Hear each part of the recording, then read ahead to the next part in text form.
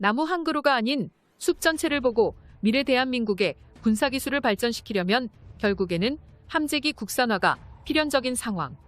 우리나라의 방산기업 한국항공우주산업이 KF-21 전투기에 관해 뜻밖의 이야기를 꺼냈습니다. 그것은 바로 여러 가지 개량 형태를 준비하고 있다는 소식이었는데요. 보라매에 관한 새로운 소식이 추가적으로 들려왔습니다. 이번에 공개한 KF-21 전투기의 후면 부분을 보면 후크 형태의 구조물이 형성되어 있다는 것을 확인하실 수 있는데요.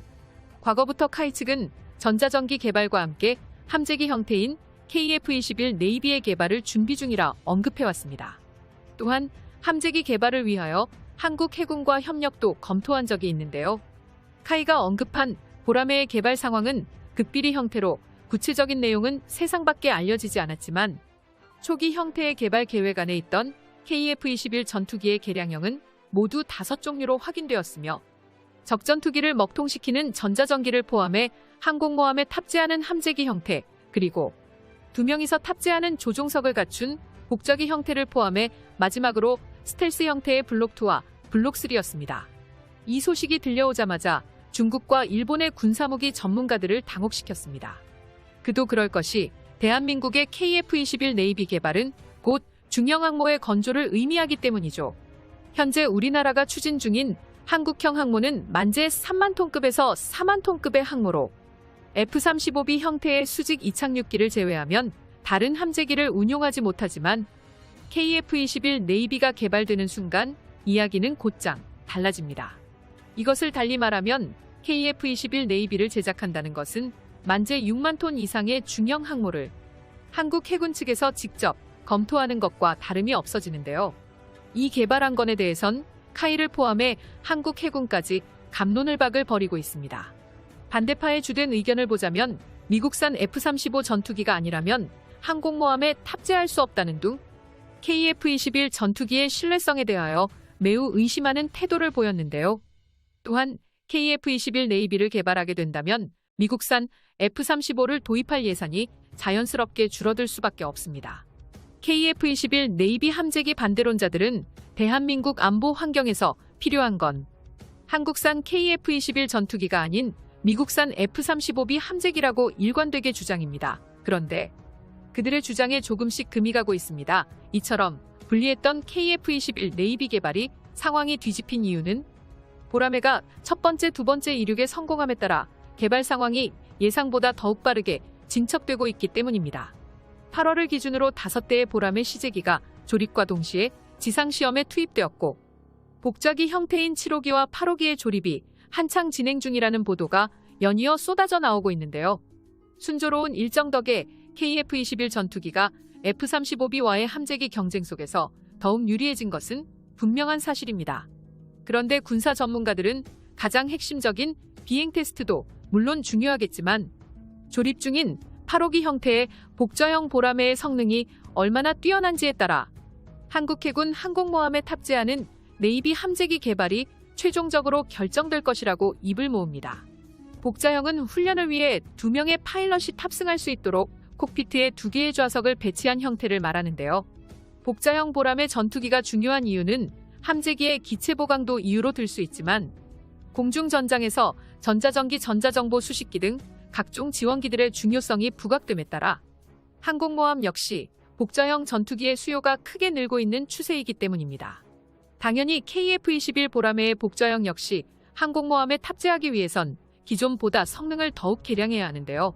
이에 대해 중형 항모 반대론자들과 미국산 F-35 찬성론자들이 들고 일어났습니다. 그들의 주장에 따르면 우선 KF-21 네이비가 개발되더라도 신뢰성에서 치명적인 문제가 발생할 것이라고 미리 전제를 해둔 상태로 이야기를 하고 있는데요. 특히 한반도에서 크기가 큰 항공모함은 효율적이기보단 거대한 표적이 될 것이라고 우려합니다. 대한민국이 보유한 모든 대형 해군 기지들이 일본과 중국의 사정권 안에 드는 상황에서 KF-21 네이비가 탑재된 항공모함을 건조해봤자 극초음 속 미사일의 타겟이 될 뿐이라는 게 그들의 주된 논리입니다.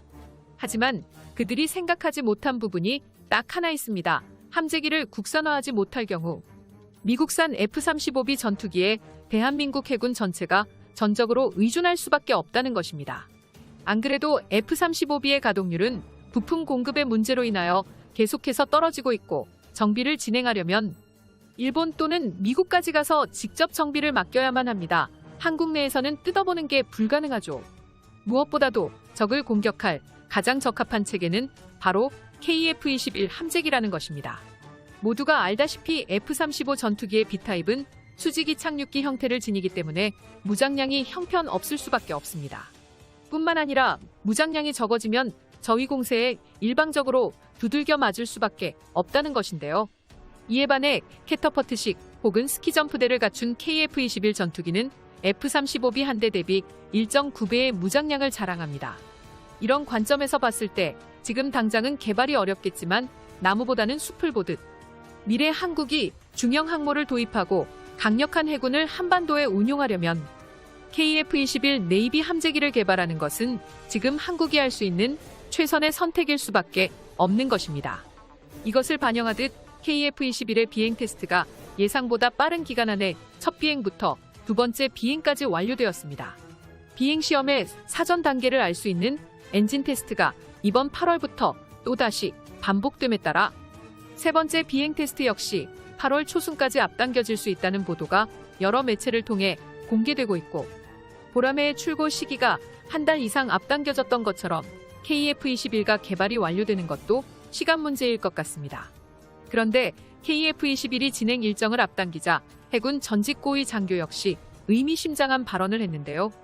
카이가 극비리의 KF-21의 개량형은 개발하곤 있지만 함재기 형태인 네이비에 관해선 적어도 연구가 진행 중인 것은 사실이 아니겠냐는 의견에 힘이 실리고 있습니다.